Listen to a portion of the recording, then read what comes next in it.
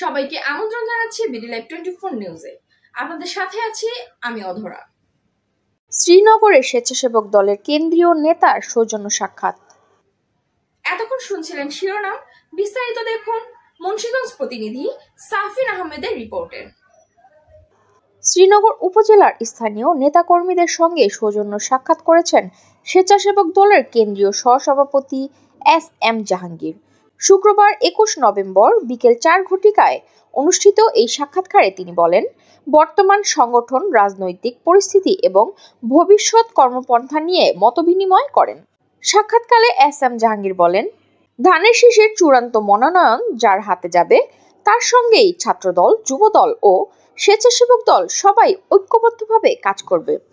তিনি নেতাকর্মীদের দলীয় শৃঙ্খলা, সংগঠন শক্তিশালীকরণ ও ঐক্য বজায় রাখার উপর বিশেষ গুরুত্ব দেন। সৌজন্য সাক্ষাতে উপস্থিত ছিলেন স্বেচ্ছাসেবক দলের সহসভাপতি নাসির আহমেদ মোল্লা, সহ সাধারণ সম্পাদক শাহ আলম রনি মৃধা, মুন্সিগঞ্জ জেলা স্বেচ্ছাসেবক দলের ত্রাণ বিষয়ক সম্পাদক হৃদয় খান সহ বিভিন্ন ইউনিয়নের নেতাবৃন্দ প্রমুখ।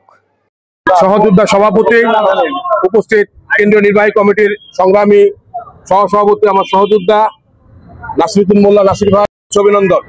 আমাদের একটাই কথা, দেশনেত্রী বেগম খালেদা জিয়া এবং দেশনায়ক তারেক রহমান যাকে ধানের শীষের মার্কা দিবে আমরা তার সাথে আছি।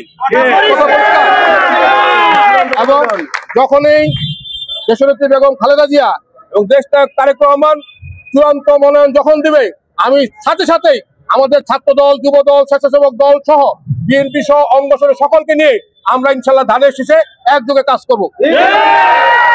আপনারা যারা এখানে আসছেন, আপনার সকলকে ধন্যবাদ, শুভেচ্ছা, অভিনন্দন। আসসালামু আলাইকুম। আপনারা দেশনেত্রী বেগম খালেদা জিয়ার জন্য দোয়া করবেন, দেশনায়ক তারেক রহমানের জন্য দোয়া করবেন। উনি অল্প সময়ের মধ্যেই আমাদের মাঝে ফিরে আসবেন এবং ইনশাল্লাহ উনি ওনার নেতৃত্বে, আমাদের সাংগঠনিক অভিভাবক, ওনার নেতৃত্বে আমরা ইনশাল্লাহ আগামীতে বিএনপি ইনশাল্লাহ সরকার গঠন করবে। এবং আপনাদেরকে সকলকেই, যারা দীর্ঘদিন কষ্ট করছেন, আন্দোলন সংগ্রামে ছিলেন, এতক্ষণ আমাদের সাথে থাকার জন্য ধন্যবাদ। সবসময় বিডি লাইভ 24 নিউজের সাথে থাকবেন। বিডি লাইভ 24 নিউজ, সত্যের সন্ধানে অবিরত।